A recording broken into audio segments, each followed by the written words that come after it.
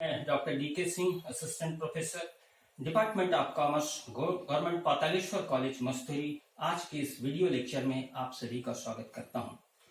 छात्रों, आज हम BCom second year compulsory paper cost accounting unit 5 एकीकृत एवं गैर एकीकृत लेखांकन पद्धति के अंतर्गत इन दोनों पद्धतियों की अवधारणा एवं विशेषताएं, कॉन्सेप्ट एंड कैरेक्टरिस्टिक्स, उपयुक्तता, यूटिलिटी और इन दोनों लेखांकन पद्धतियों के अंतर्गत लेखा करने की विधि का अध्ययन करेंगे।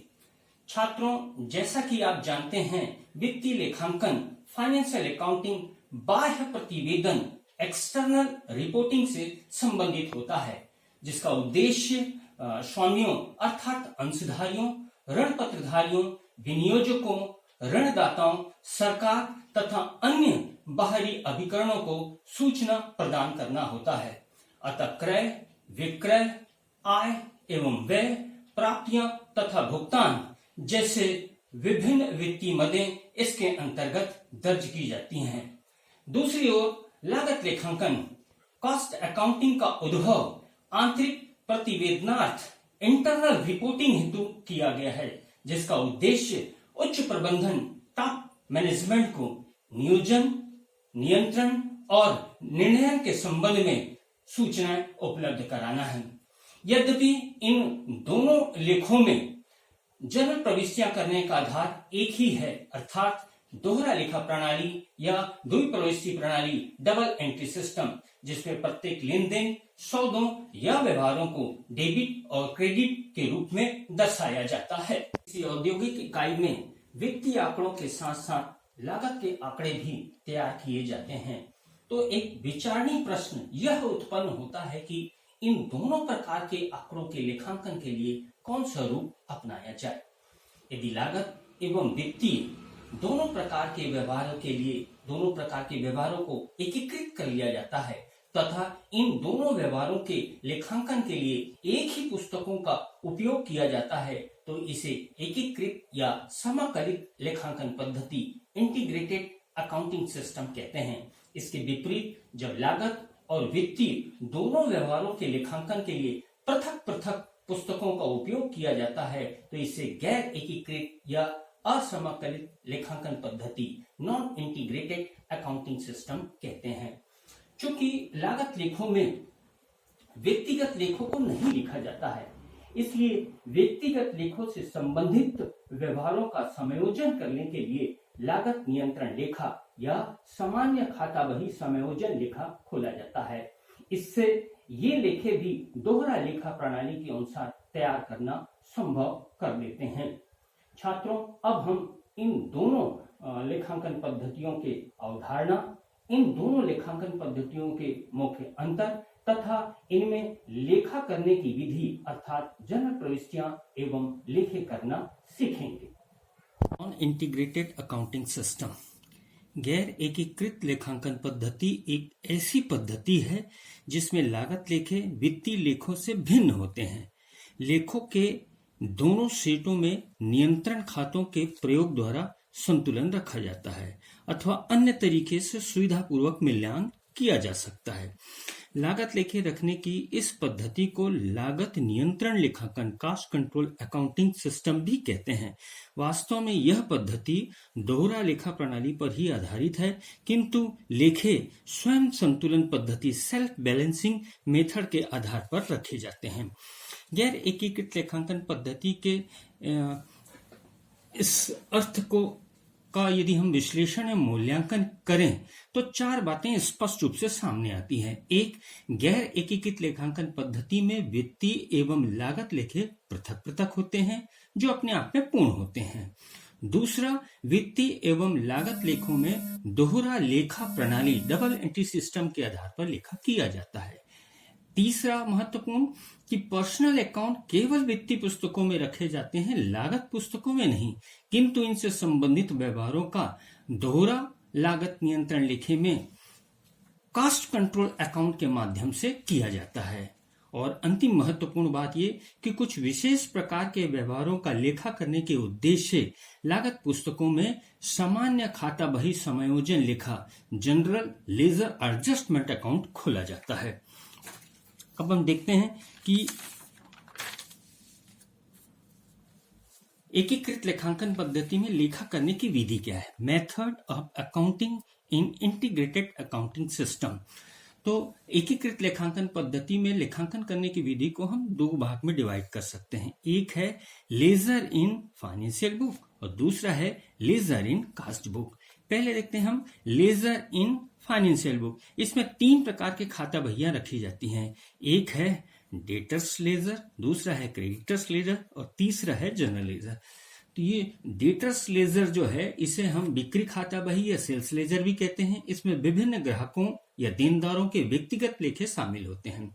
जबकि क्रेडिटर्स लेजर को परचेज लेजर भी कहते हैं। इसमें विभिन्न विक्रेताओं लेनदारों के व्यक्तिगत खाते शामिल होते हैं और जो खाते इन दोनों में सम्मिलित नहीं होते हैं उन्हें हम सामान्य खाता बही जनरल लेजर में शामिल करते हैं। इसके अतिरिक्त इस सामान्य खाता बही में अन्य जो रियल और नॉमिनल खाते हैं वो भी इसी लेजर में रखे जाते हैं।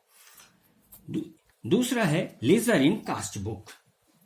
कास्ट कंट्रोल अकाउंट लागत खाता बही में योग अथवा संक्षिप्त टोटल आर समरी अकाउंट कहलाता है।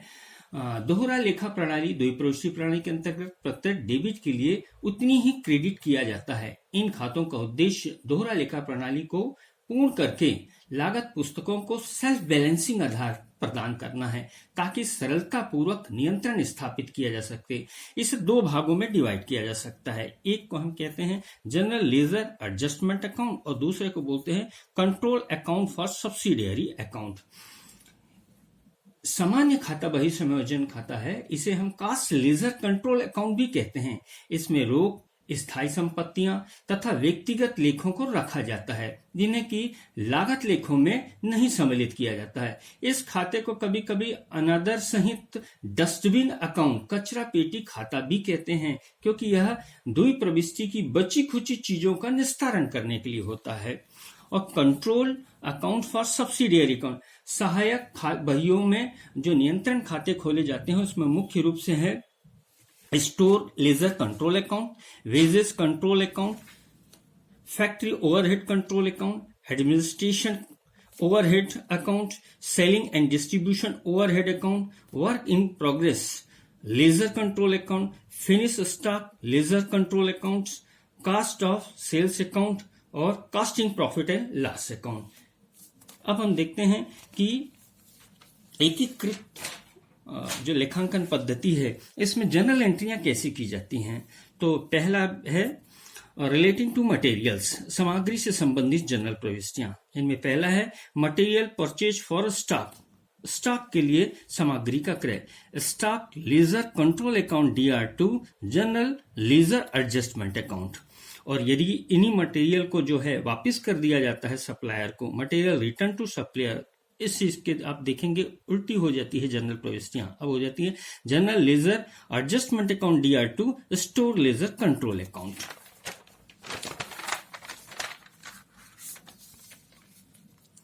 Direct material issue to production, work in progress control account DR2, store ledger control account.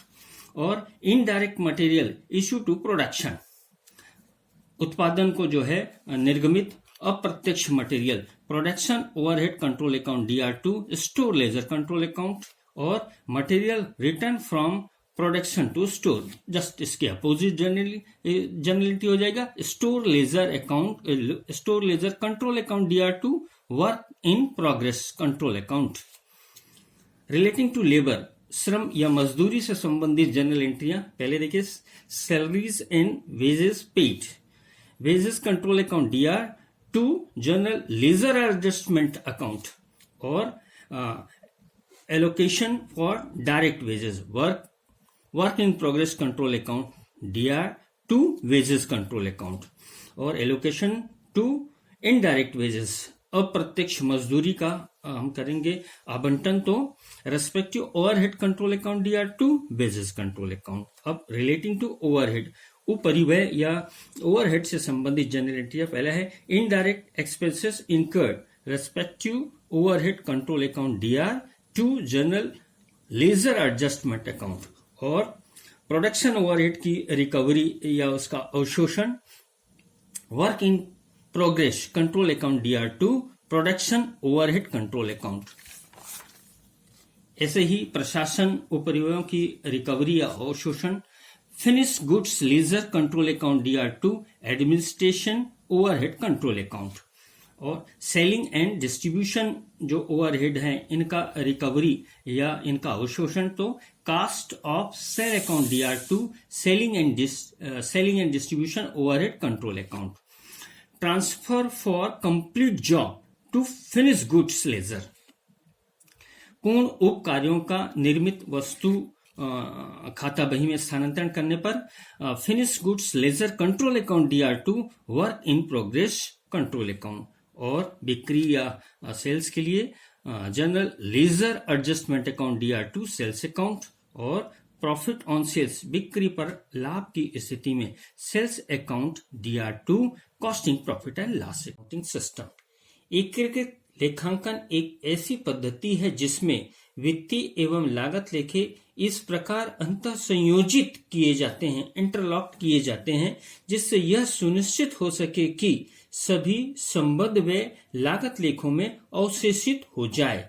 एकीकृत लेखांकन पद्धति का मुख्य उद्देश्य कार्य के दोहरेपन से बचना है। यह वित्तीय एवं लागत लेखों के मिलान की आवश्यकता को भी दूर करता है। यदि हम एकीकृत लेखांकन पद्धति के इस अर्थ का विश्लेषण एवं मूल्यांकन करें तो 4 बातें स्पष्ट रूप से सामने आती है। नंबर 1, एकीकृत लेखांकन पद्धति में वित्तीय एवं लागत दोनों प्रकार के लेखों के लिए पुस्तकों का एक ही सेट रखा जाता है। और दूसरी महत्वपूर्ण बात, एकीकृत लेखांकन पद्धति में गैर एकीकृत लेखांकन पद्धति की भांति जनरल लेजर एडजस्टमेंट अकाउंट, सामान्य खाता बही समायोजन खाता तैयार करने की आवश्यकता नहीं होती है। तीसरी महत्वपूर्ण बात कि लेन देन जो वित्तीय लेखों को प्रभावित करते हैं उन्हें सामान्य खाता बही में उसी प्रकार दर्ज किया जाता है जैसे वित्तीय लेखों में किया जाता है। और ऐसे ही लेन देन जो लागत लेखों को प्रभावित करती है उन्हें सामान्य खाता बही में उसी प्रकार दर्ज किया जाता है जैसे लागत लेखों में किया जाता है। अब प्रश्न उठता है कि लेखांकन की इन दोनों पद्धतियां यानी गैर एकीकृत और एकीकृत लेखांकन पद्धति में क्या अंतर है। तो गैर एकीकृत एवं एकीकृत लेखांकन पद्धतियों के जो मुख्य अंतर हैं उनमें पहला है डिफरेंस बुक। गैर एकीकृत लेखांकन पद्धति में लागत एवं वित्तीय व्यवहारों का लेखा करने के लिए पृथक पृथक पुस्तकें रखी जाती है, जबकि एकीकृत इंटीग्रेटेड अकाउंटिंग सिस्टम में वित्तीय एवं लागत लेखे पुस्तकों के एक ही सेट में रखे जाते हैं। दूसरा अंतर का आधार है नियंत्रण लेखे, कंट्रोल अकाउंट। गैर एकीकृत लेखांकन पद्धति में द्वि प्रविष्टि डबल एंट्री पूर्ण करने के लिए लागत लेखों में नियंत्रण खाते कंट्रोल अकाउंट खोले जाते हैं, जबकि एकीकृत लेखांकन पद्धति में कंट्रोल अकाउंट नहीं खोले जाते। तीसरा महत्वपूर्ण अंतर है पर्सनल अकाउंट।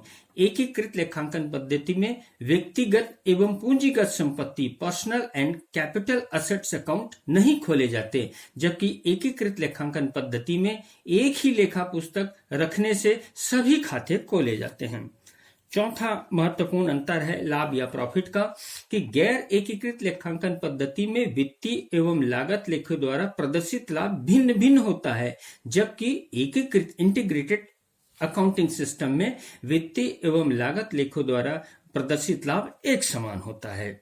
और पांचवा महत्वपूर्ण इनमें अंतर है कि गैर एकीकृत लेखांकन पद्धति में वित्तीय एवं लागत लेखों द्वारा प्रदर्शित लाभ में चूंकि अंतर होता है, अतः इन अंतरों को दूर करने के लिए समाधान विवरण रिकॉन्सिलिएशन स्टेटमेंट तैयार किए जाते हैं, जबकि एकीकृत लेखांकन पद्धति में इसकी आवश्यकता नहीं पड़ती है क्योंकि दोनों लेखों द्वारा प्रदर्शित लाभ एक समान होता है।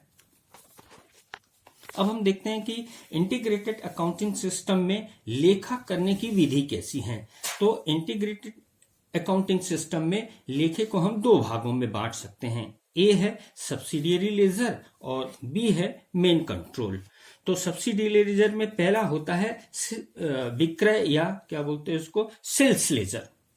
सेल्स लेजर में उन सभी ग्राहकों या देनदारों के खाते खोले जाते हैं, जबकि परचेज लेजर के अंतर्गत सभी विक्रेताओं या लेनदारों के व्यक्तिगत खाते खोले जाते हैं। इसी प्रकार से स्टोर खाता बही, इसमें प्रत्येक सामग्री का अलग अलग खाता खोला जाता है।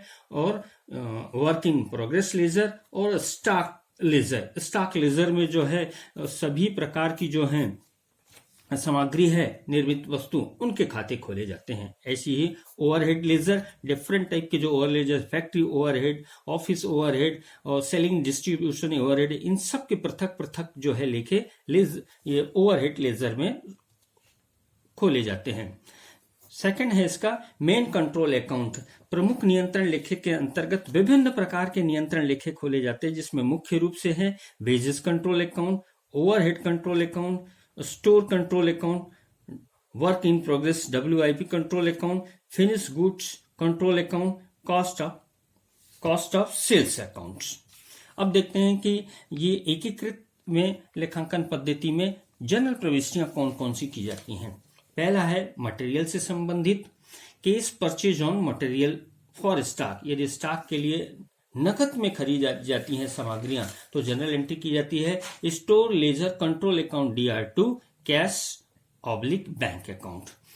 और credit purchase material for stock, यदि नकद न खरीद के सामग्री का क्रय उधार क्रय किया जाता है तो store ledger control account DR2 trade creditors, cash के स्थान पे क्या हो जाएगा ये क्रेडिटर्स। और material issued direct material, work in progress control account DR2 store ledger control account. और इसी प्रकार से मजदूरी या वेजेस से रिलेटेड जो जनरल एंट्री की जाती है उसमें पहला है पेमेंट ऑफ वेजेस, मजदूरी का भुगतान, wages control account DR2 cash या बैंक अकाउंट। और यदि इनका भुगतान बकाया है तो वेजेस पेएबल अकाउंट्स।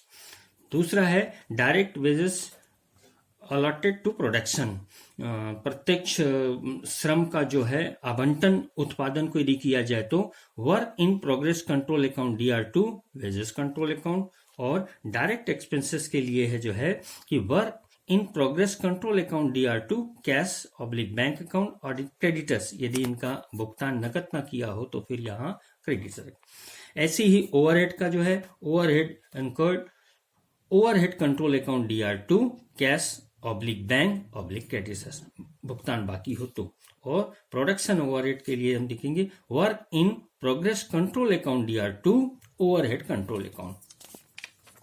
अब हम एक क्रियात्मक प्रश्नों की सहायता से ये जनरल एंट्री करना देखते हैं। देखिए प्रश्न जो है, journalise the following transaction assuming cost and financial accounts are integrated. ये जनरल प्रविष्टियां करनी है यदि खाते रखे जाते हैं एकीकृत लेखांकन पद्धति के आधार पर। वेजेस पे 30% जो है इनडायरेक्ट है, ये कितने का है 12,000 का। रॉ मटेरियल परचेज ये है 20,000 का क्रय की गई सामग्री। फिर आपका ये जो है direct material issue to production, प्रत्यक्ष सामग्री का जो है उत्पादन के लिए निर्गमन, ये है 15,000।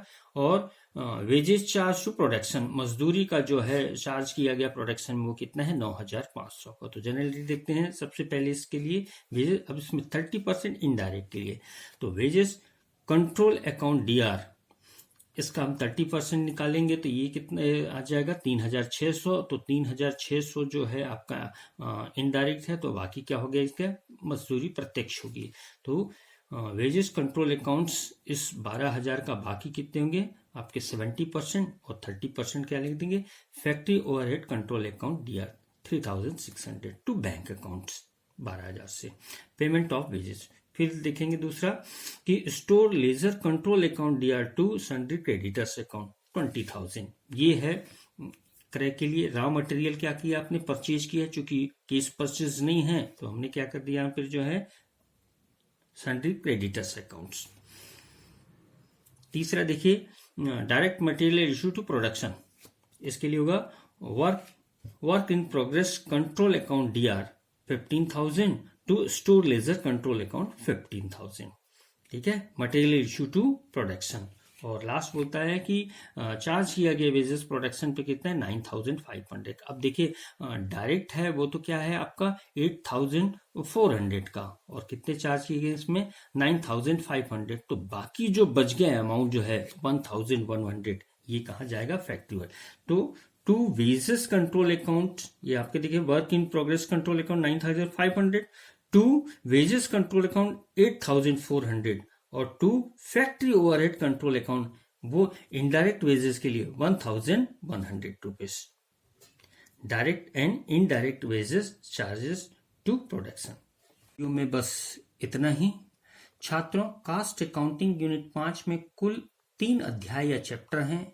बीईपी ब्रेक इवन पॉइंट, और दूसरा है reconciliation of cost and financial profit, और तीसरा integrated and non integrated accounting system.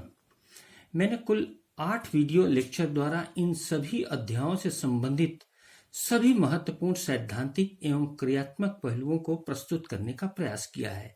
आप इन सभी वीडियो में दिए सूचनाओं, निर्देशों, गणना विधियों को ध्यान में रखकर तथा कास्ट अकाउंटिंग के किसी भी पुस्तक से अधिक प्रैक्टिकल क्वेश्चन का अभ्यास करके इस विषय में अपनी दक्षता में वृद्धि कर सकते हैं। आपके सफल, सुखद एवं उज्जवल भविष्य की शुभकामनाएं। धन्यवाद।